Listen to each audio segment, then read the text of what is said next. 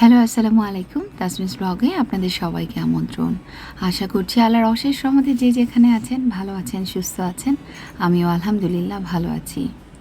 সকালের শুরুটা যখনই সময় পাই একটু গরম পানি দিয়ে শুরু করি, সাথে লেবুর রস। তবে আজকে লেবুর রস দেইনি, আজকে মালটার রস দিয়েছি। তো লেবু মালটা যেটাই থাকে সেটাই দেই। কিন্তু ইদানিং শুনছি গরম পানির মধ্যে নাকি ভিটামিন সি এর গুণাগুণটা থাকে না, তো এটা দিলে নাকি তেমন কোনো কাজ হয় না। তো অনেক দিনের অভ্যাস যেহেতু গরম পানির মধ্যে একটু লেবু অথবা মালটা দিয়ে খাওয়া, তাই খাচ্ছি। আর লাভ হচ্ছে কি হচ্ছে না সেটা তো আর জানি না। ছেলের টিফিন রেডি করে ফেললাম। আজকে পুরোটাই বাইরের টিফিন দিয়েছি, কারণ আজকে অনেক কাজ, ঘর বাড়ি একটু পরিষ্কার করব। আর উঠতে উঠতে একটু দেরিও হয়ে গেল, যে কারণে আর কিছু বানিয়ে দেওয়ার সময়ও ছিল না। আমার বাচ্চা যেহেতু মর্নিং শিফটে, তো আমার অনেক সকালেই উঠতে হয়।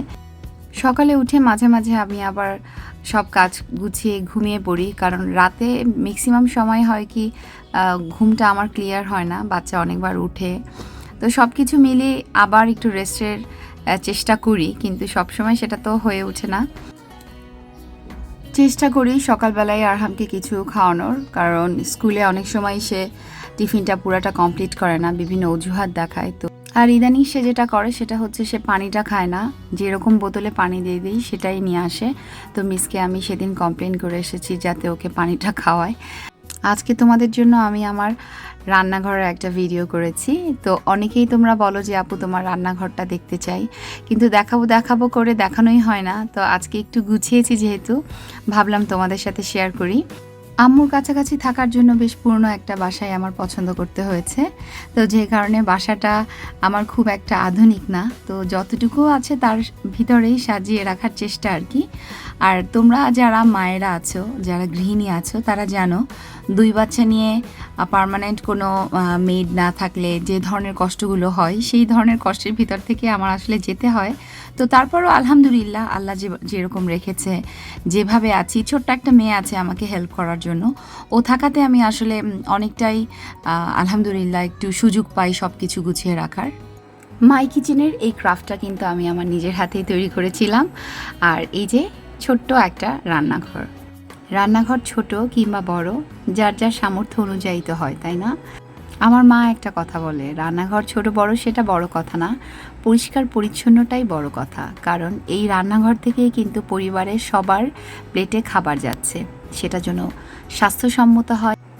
বাসাটা বেশ পুরনো হওয়ার কারণে টাইলসগুলো অনেক বেশি পুরনো, ছোট ছোট টাইলস। দেখো, আমি চুলার পিছনে একটা সিলভার কালারের ওয়ালপেপারে লাগিয়ে নিয়েছি, নিজের হাতেই লাগিয়েছি, কারণ এই ওয়ালের টাইলসের ভিতরে যে ময়লাগুলো ছিল সেগুলো কোনোভাবেই আমি পরিষ্কার করতে পারিনি। এখানে আমার মশলা থাকে, আর ওই সাইডে ছোট্ট একটা বারান্দা থাকার কারণে ও জায়গাতেই আমি আমার ওয়াশিং মেশিনটা দিয়েছি। আর ওখানে একটা সার্ভেন্ট টয়লেট আছে।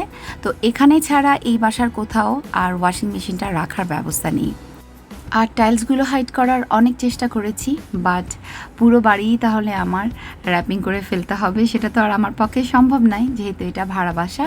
এই কর্নারের ওয়ালটাতেও কিন্তু আমি ওয়ালপেপার লাগিয়েছি, দেখতেই পাচ্ছ। আর এই যে চুলাটা, এটা আরএফএলের চুলা, আমি খুব বেশি দিন হয়নি কিনেছি। আর এই পটটাতে আমি তেল রাখি, কারণ আম্মু বলেছে যে প্লাস্টিকের পটে নাকি সয়াবিন তেলটা রাখা স্বাস্থ্যসম্মত না। আর এখানে একটা গাছ আছে, এই গাছটা আমি প্রায় বারান্দায় রাখি, এমন না যে আমি সবসময় এখানেই রাখি, মাঝে মাঝে আমি বারান্দায় রোদে রাখি, এবং দরকার হলে আমি এখানে এনে রাখি। এই কর্নারটা আমি আমার নিজের মতো করে সাজিয়েছি।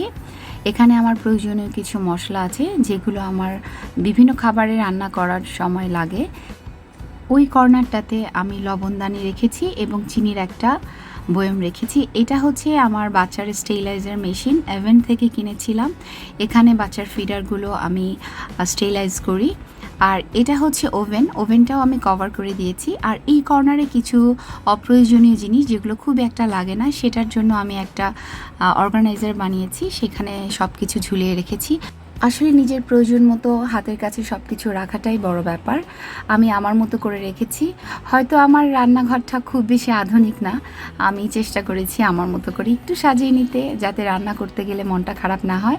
আর ওই যে দেখো, গাছ ছাড়া তো আমার রান্নাঘরও হবে না, তো এখানেও কিন্তু আমি মানি প্ল্যান্ট গাছ ঝুলিয়ে দিয়েছি। আর এখানে হচ্ছে আমার একটা ছোট্ট অর্গানাইজার আছে, যেখানে আমার প্রয়োজনীয় আরও কিছু মশলা থাকে, দেখতে বাজে লাগে দেখে এটাও আমি কভার করে দিয়েছি। আর অনলাইন থেকে একটা মজার জিনিস কিনেছি, সেটা হচ্ছে এই যে রুটি বেলার জন্য রুটি বেলার যে পিঁড়ি এবং বেলুনি থাকে সেটাও কভার করে রেখেছি। আর নিচে যে এই বক্স ক্যাবিনেটগুলো আছে সেগুলোকে কভার করার জন্য আমি এই পর্দাগুলো ব্যবহার করেছি, যদিও এই পর্দাগুলো কিছুদিন পর আবার একটু চেঞ্জ করব। খুব সাদা জিনিসগুলো খুব ময়লা হয়। বাংলাদেশের যে রান্নাবান্না সেগুলো কিন্তু অনেক বেশি তেল চিটচিটে বা তেল জাতীয় হয়। তো সেই জায়গা থেকে রান্নাঘরটা পরিষ্কার পরিচ্ছন্ন রাখা বা তেল চিটচিটে ভাবটা দূরে রাখা অনেক কঠিন একটা ব্যাপার। তো যাই হোক, আমার ছোট্ট রান্নাঘরটা মোটামুটি দেখানোর চেষ্টা করছি। আরও যে প্রয়োজনীয় জিনিসগুলো সেগুলো কিন্তু এই বড় ক্যাবিনেটের ভিতরে আমি ঢুকিয়ে রাখি, যেমন সয়া সস বা ওয়েস্টার সস জাতীয় জিনিসগুলো একটা বক্সে রাখি, তারপরে শুকনো মরিচ বা গুঁড়ো মরিচগুলো আর একটা বক্সে রাখি। এগুলো সব কিছুই আমি উপরের এই বক্সগুলোতে রাখি। তো পুরনো যে ভাবটা আছে সেটাকে একটু হলেও কভার করে আমি একটা আধুনিক কিচেনে পরিণত করার আপ্রাণ চেষ্টা করেছি, যদিও সেটা খুব একটা হয়নি বলেই আমার মনে হচ্ছে। বাকিটা তোমাদের মতামতের উপরে নির্ভর করছে। আর এই তো আজকের ভিডিওটা এখানেই শেষ করতে চাচ্ছি। আমি জানি না আমার ছোট্ট রান্নাঘরটা তোমাদের কেমন লেগেছে।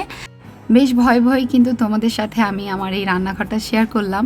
মনে হলো যে আপুরা ভাবে যে আপু বলে কিন্তু দেখাচ্ছে না, তো দেখিয়ে দিলাম। আর ভয় ভয় এই কারণে বলছি, আমি এত এত সুন্দর সুন্দর রান্নাঘরের ভিডিও ইউটিউবে বা অনলাইনে দেখি, যেটা দেখলে আমার মনে হয় আমার রান্নাঘর তো কিছুই না। তো যে যাই হোক না কেন, অন্যের জিনিস দেখে লোভ করা বা হাই হুতাশ করার তো কোনো দরকার নাই। আমার যা আছে আমি তাতেই খুশি।